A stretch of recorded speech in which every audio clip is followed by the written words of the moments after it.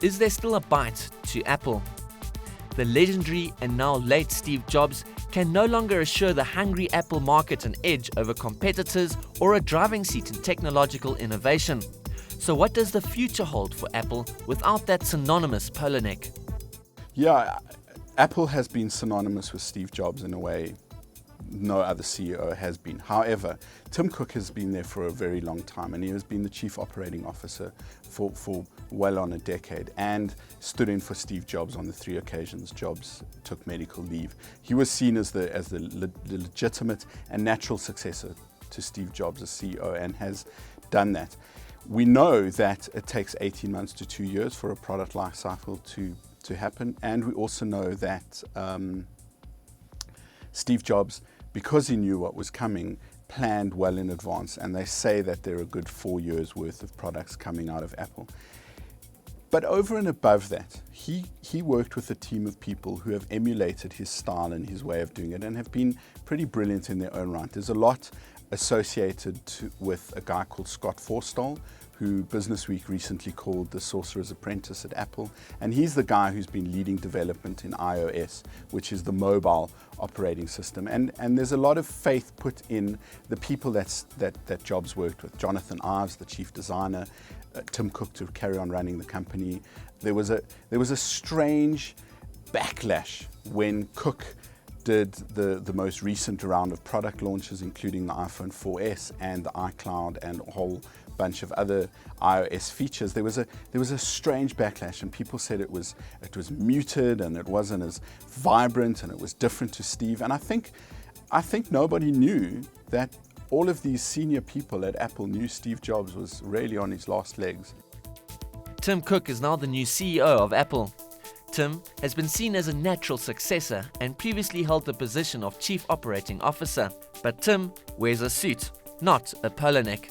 And according to some commentators, his charms fall short of the visionary he succeeds. Well, time will tell. We'll see in the next year or two if Tim Cook has the same charisma that Steve Jobs has.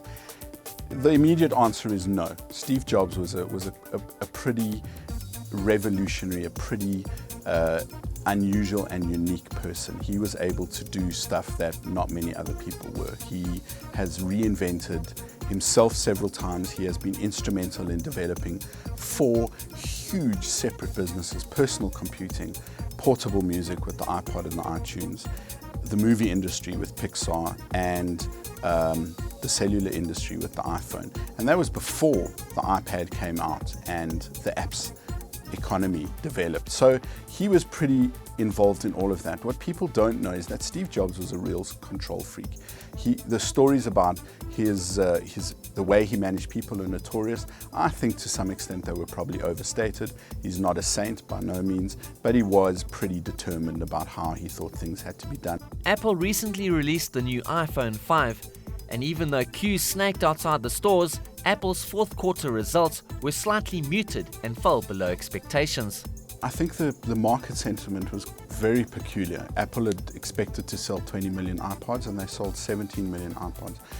I think the dip in the sales, even though it was well in advance of year on year and quarter on quarter, I think the dip was because people had heard so much hype about the iPhone 5. In fact, Al Gore was in South Africa and he dropped a hint a week before. So I think the expectation was higher than it would have been, but they still sold 17 million iPhones, and they sold 11 million iPads. They had a 54% jump in profit, and still saw on the day and after hours trading a 7% drop. They're going to regain that quite easily. Something that may not be that easy is maintaining their tablet market share. Amazon's Kindle Fire and Samsung's Galaxy are said to be poised to take a bite of Apple's market share. Can the company still edge its competitors? Well, they do right now. They own something like 2/3 of the tablet market. And the interesting thing is that in spite of the fact that they're a premium brand, and they really are, and their profit margins per device is really high, they have really worked out supply chain management, and they've really worked out economy of scale. They produce the entire device, the software, the hardware, they license the processor chips, they license the RAM, all of these things, the things that go into the device. And they're able to do it in such a way that it costs them less and they still make a massive profit. So despite being a premium brand, they are able to sell an iPad starting at $500 or 4,400 Rand in South Africa. That is really fantastic. The other manufacturers have not been able to come in that cheap.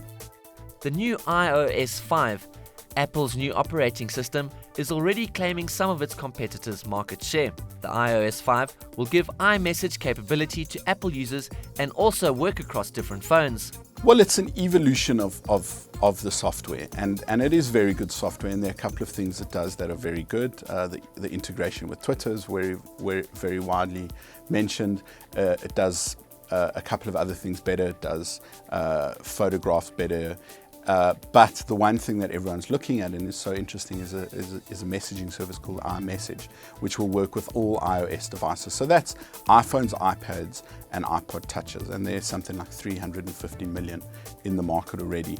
And in the first couple of days since the launch, 50 million devices were updated with the new software. So it means if you have an iPhone with iOS 5, and I do, if I send you a message in the normal SMS application, it will send it as an iMessage, not as an SMS. But if I send it to someone else who's on a BlackBerry, it will send it as an SMS. And that kind of simpleness is just built straight into it. You don't even have to choose, it does it for you.